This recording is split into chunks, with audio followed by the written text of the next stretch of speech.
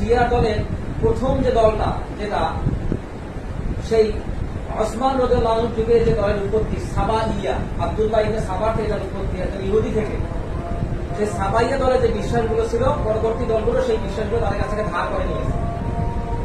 আমরা সেই সাবাইয়াদের সম্পর্কে আলোচনা শুরু করেছিলাম এবং আমরা ওসমান রাদিয়াল্লাহু আনহুর যুগে আব্দুল্লাহ ইবনে সাবা, ইয়েমেনের সানায় যার জন্ম, কুসকুসে কালো একটা লোক যে ইহুদি ছিল, তার বিশ্বাস ছিল যে ইউসা বিন নূন আলাইহিস সালাম ছিলেন মুসা আলাইহিস সালামের উত্তরসূরি, একমাত্র ওসি। সেই বিশ্বাসটাই সে ইসলামের বিরুদ্ধে ব্যবহার করেছিল এবং হযরত আলী রাদিয়াল্লাহু আনহুকে আল্লাহ রাসূলের একমাত্র উত্তরাধিকারী বিশ্বাস, এই বিশ্বাসটা, এই বাতিল বিশ্বাসটা সে চালিয়ে দিয়েছে। এবং শুধু এটাই নয়, ইসলামের সম্প্রসারণের যুগ ছিল ওমর ওসমানের যুগ। এজন্যই ইসলামের বিপক্ষে তাদের যে প্রোপাগান্ডাগুলো ছিল, এটা তাদেরই একটা অংশ ছিল যে ইসলামকে ছিন্ন ভিন্ন করতে হবে। তো আমরা ওসমান রাদিয়াল্লাহু আনহুর যুগে শিয়ারা কেমন ছিল সেটা আলোচনা করে আসছি।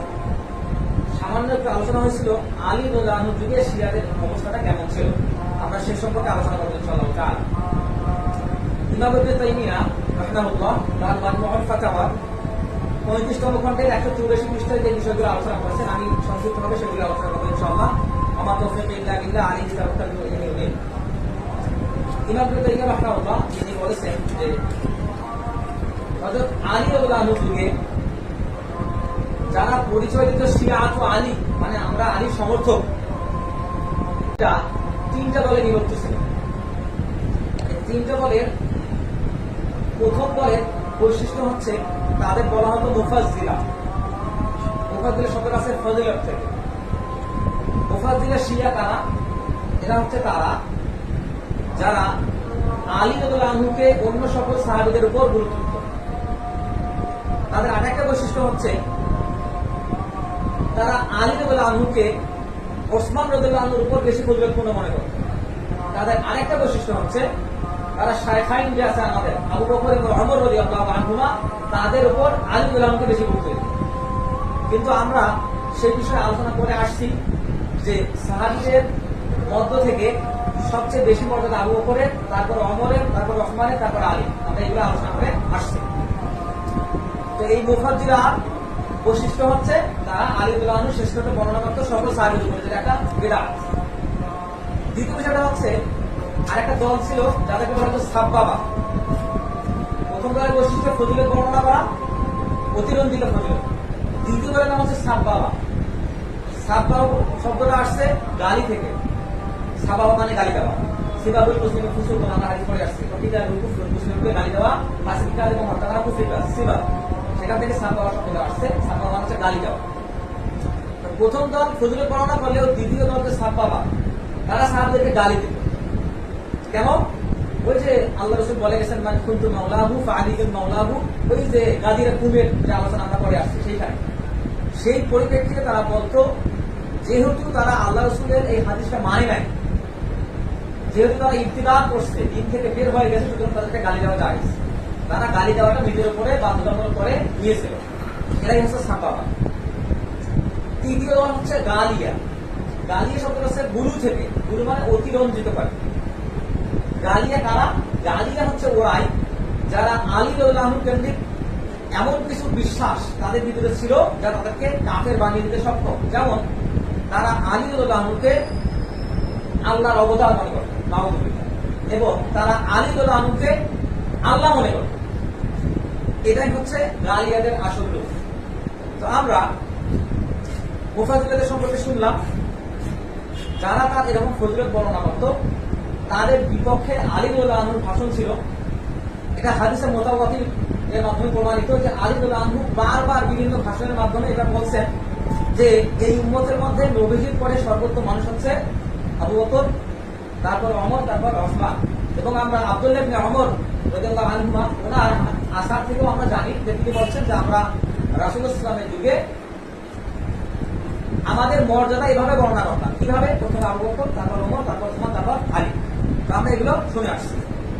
এখন যারা এই আলী রাদিয়াল্লাহু আনহুর অতিরঞ্জিত ফজিলতে বিশ্বাস করত, আলী রাদিয়াল্লাহু আনহু তাদের বিপক্ষে শাস্তি দাবি করছিলেন একটা পরোয়ানা জারি করছিলেন, সেটা হচ্ছে যদি কেউ বলে যে আমি ওসমান, ওমর এবং আবু বকর চেয়ে বেশি মর্যাদাপূর্ণ, তাহলে তাকে আমি অপবাদের শাস্তি দেবো। কেন? আমি তো তাদের চেয়ে শ্রেষ্ঠ নই। যখন আমাকে এটা আরোপ করা হচ্ছে, তার মানে অপবাদ দেওয়া হচ্ছে, আমি তাদের উপর অপবাদের শাস্তি আরোপ করবো। আর আমরা সবাই জানি অপবাদের শাস্তি হচ্ছে সে যে বিষয়ে অপবাদ দিছে, যেমন চুরি করার অপবাদ দিছে, জেনা করার অপবাদ দিছে, তাকে সেই পরিমাণ শাস্তি দেওয়া হবে। এটা হচ্ছে অপবাদের শাস্তি।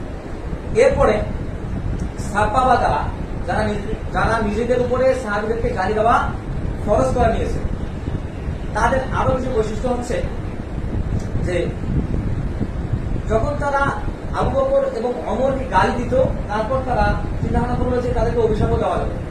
অভিশাপ দেওয়ার তো আল্লাহর কাছে তাদের জন্য লানত দিতে পারে, যে আবু বকর এবং ওমরের উপর আল্লাহ লানত করে, মানে অভিশাপ করে। এরপর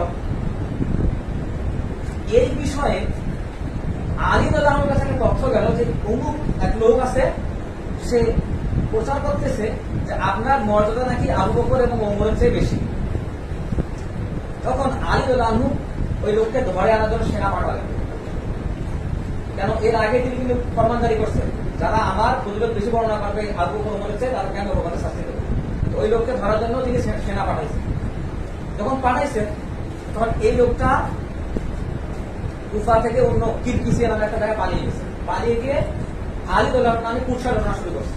যে আলী সমর্থক ছিল, শিয়া তো আলী, সে আবার এই আলী যে তাকে শাস্তি দিতে চাইল, এই জন্য পালিয়ে গিয়ে আবার আলী বদনাম শুরু করেছে। এই হচ্ছে শিয়ারের বৈশিষ্ট্য। এরপর হচ্ছে গালিয়া। আমরা গালিয়াদের সম্পর্কে এখন বিস্তারিত জানবো ইনশাআল্লাহ। গালিয়া কারা? আমরা শুনলাম যে গুরু শব্দ থেকে গালিয়াদের উৎপত্তি। গুরু অর্থাৎ অতিরঞ্জিত করে। শুনে আসলাম কেউ ফজলের বর্ণনা করতো, কেউ গালি দিত, কেউ অভিশাপ দিত।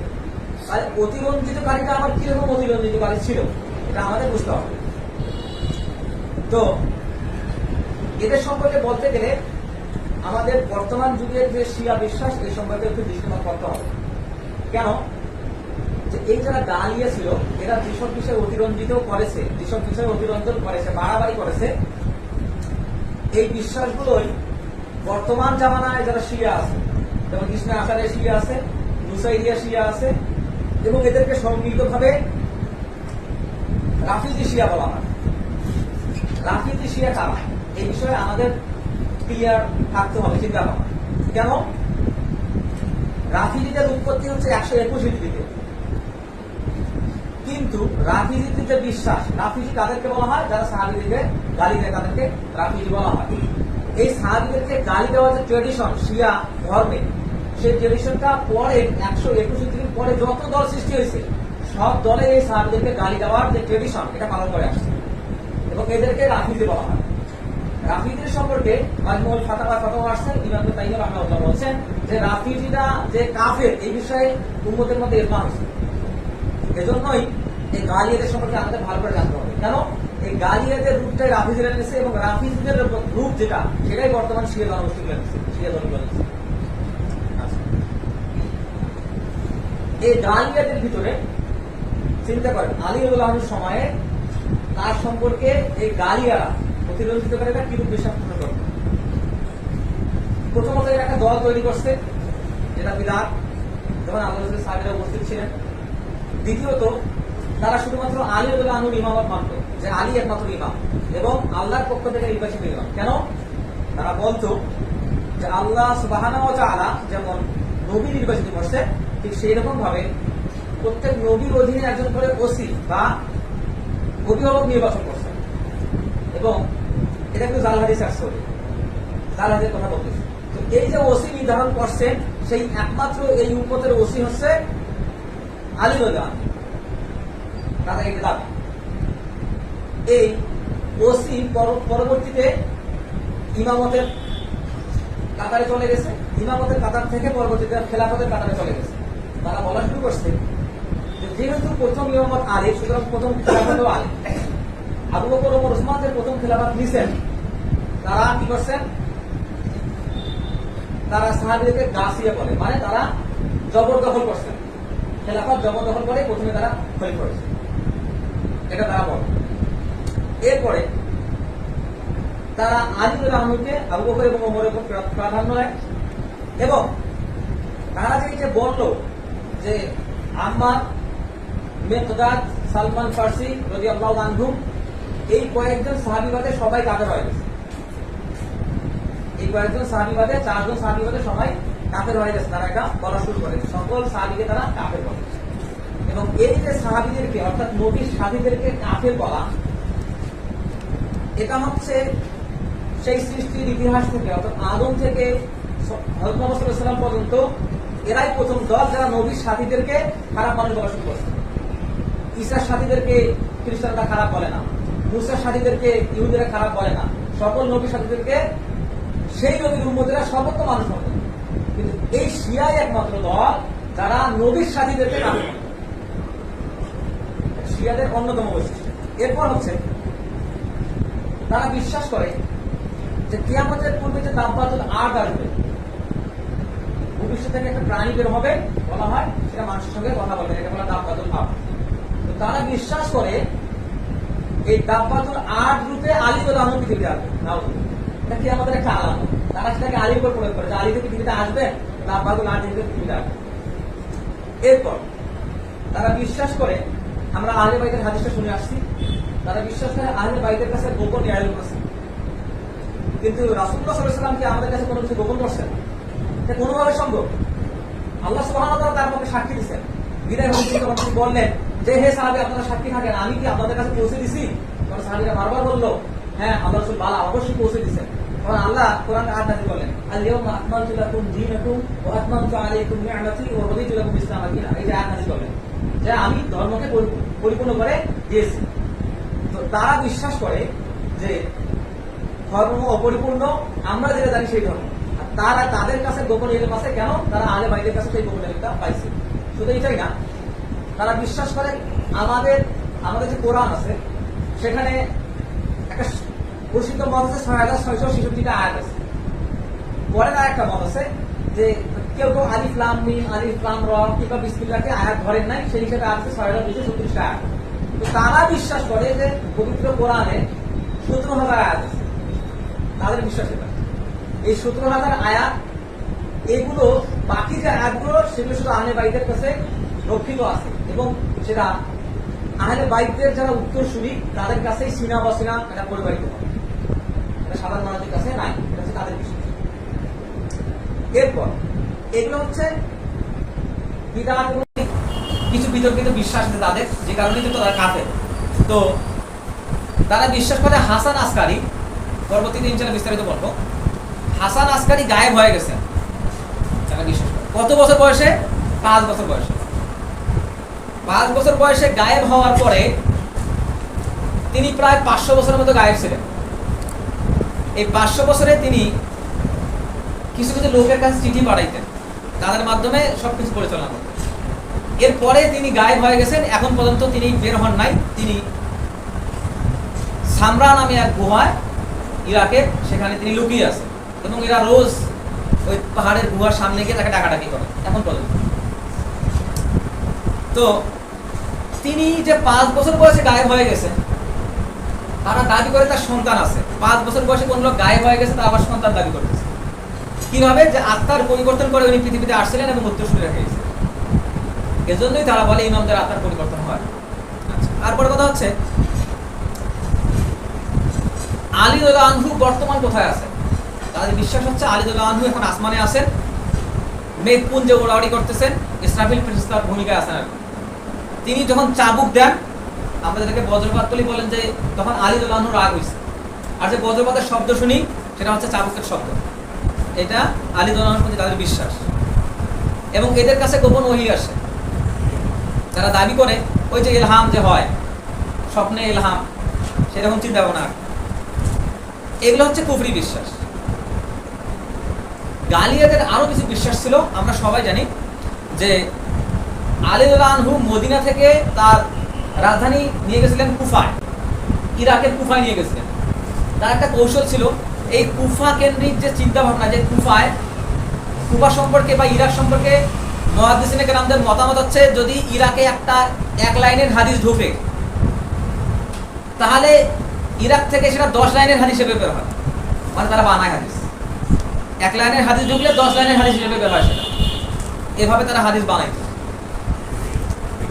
তো কুফায় যেহেতু তার সমর্থক বেশি, এই সমর্থকদের তিনি টার্গেট করার জন্য কুফায় তার রাজধানী নিয়ে গেছেন। তো কুফায় একদিন তিনি বাবে কিন্দা নামক একটা জায়গা, ওখান থেকে তিনি বের হচ্ছেন, তখন একদল লোক আলী রাদিয়াল্লাহু আনহুকে সিজদা করল এবং তিনি বললেন যে তোমরা এটা কি করতেছো। আমরা পরবর্তীতে বর্ণনায় পাবো যে আলী রাদিয়াল্লাহু আনহু এইসব লোকদেরকে পুড়িয়ে মারছেন। এবং তাদের আরেকটা বিষয় হচ্ছে রজাত। রজাত মানে পুনরায় পৃথিবীতে ফিরে আসা। পুনরায় কিভাবে পৃথিবীতে ফিরে আসবেন? যেমন তারা বিশ্বাস করে হাসান আসকারী যে গায়েব হয়ে গেছে তিনি ইমাম মাহাদি হিসেবে ফিরত আসবেন, এবং যারা জবরদখল করছে খেলাফত প্রথম, দ্বিতীয়, তৃতীয় আবু বকর, ওমর, ওসমান এবং সকল সাহাবী যারা তাদের বিরোধিতা করে নাই, অর্থাৎ আলীর খেলাফতের প্রথম খলিফার পক্ষ নেয় নাই, প্রথম খেলাফতের পক্ষ নেয় নাই, প্রথম ইমামতের পক্ষ নেয় নাই, তাদের সবাইকে কবর থেকে তুলবেন এবং তাদের উপর প্রতিশোধ পরায়ণ হবেন, তাদের লাশ ছিন্ন ভিন্ন করবেন। এটা হচ্ছে তাদের আকীদা। এজন্যই তাদের দ্বাদশতম ইমামে গায়েবে তারা বিশ্বাসী যে তিনি ফেরত আসবেন ইমাম মাহাদি হিসেবে এবং তিনি প্রতিশোধ নেবেন সাহাবীদের উপর।